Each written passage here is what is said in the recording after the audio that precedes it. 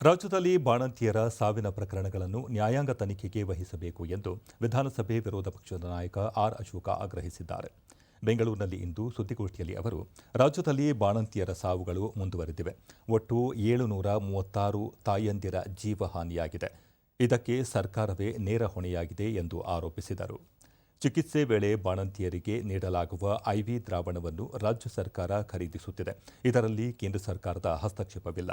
ಬೇರೆ ಯಾವ ರಾಜ್ಯಗಳಲ್ಲಿಯೂ ಈ ರೀತಿ ದುರಂತಗಳು ಕಂಡುಬಂದಿಲ್ಲ. 462 ಔಷಧಿಗಳು ಕಳಪೆ ಎಂದು ರಾಜ್ಯ ಸರ್ಕಾರ ಹೇಳಿದೆ.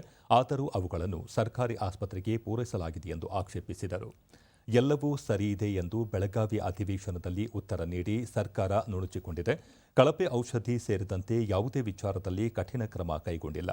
ಮಹಿಳೆಯರಿಗೆ 2,000 ರೂಪಾಯಿ ನೀಡುವ ಬದಲು ಬಾಣಂತಿಯರಿಗೆ ಬದುಕುವ ಗ್ಯಾರಂಟಿಯನ್ನು ಖಚಿತಪಡಿಸಬೇಕಿದೆ. ಆರೋಗ್ಯ ಸಚಿವರು ನೈತಿಕ ಹೊಣೆ ಹೊತ್ತು ರಾಜೀನಾಮೆ ನೀಡಬೇಕು ಎಂದು ಆಗ್ರಹಿಸಿದರು. ಅವರು ನೋಟಿಸ್ ಅಲ್ಲಿ ಯಾರಿಗೆ ಡ್ರಗ್ ಕಂಟ್ರೋಲರ್ ನೋಟಿಸ್ ಕೊಟ್ಟಿದ್ದಾರೆ ಅವನಿಗೆ.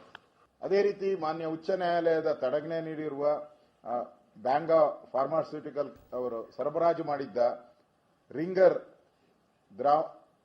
ದ್ರವ್ಯದ ಇನ್ನೂ ಕೆಲವು ಬ್ಯಾಚ್ಗಳನ್ನು ಎನ್ಎಸ್ಕ್ಯೂ ವರದಿಯಾಗಿದ್ದರೂ ನೀವು ಈ ಸಂಸ್ಥೆಯನ್ನು ಕಾನೂನಲ್ಲಿ ಅವಕಾಶವಿದ್ದರೂ ಮತ್ತೊಮ್ಮೆ ಕಪ್ಪು ಪಟ್ಟಿಗೆ ಸೇರಿಸದೇ ಇರುವುದು. ಈ ತರ ಕೊಟ್ಟಿದ್ದಾರೆ ಅವರು ಇನ್ನೂ ಬಹಳ. ಮತ್ತೆ ಯಾವುದೇ ನ್ಯಾಯಾಲಯದ ಪರಿಶೀಲನೆ ಅಂತಿಮವಾಗಿದ್ದರೂ ಕೂಡ ಈ ಫಾರ್ಮಾಸ್ಯೂಟಿಕಲ್ ವಿರುದ್ಧ ಯಾವುದೇ ಕ್ರಿಮಿನಲ್ ಮೊಕದ್ದಮೆಯನ್ನು ದಾಖಲಿಸದೇ ಇರುವುದು. ನೀವು ಯಾವುದೇ ಕ್ರಿಮಿನಲ್ ಮೊಕದ್ದಮೆಯನ್ನು ಕೂಡ ಅವ್ರ ಮೇಲೆ ದಾಖಲೆನೇ ಮಾಡಿಲ್ಲ.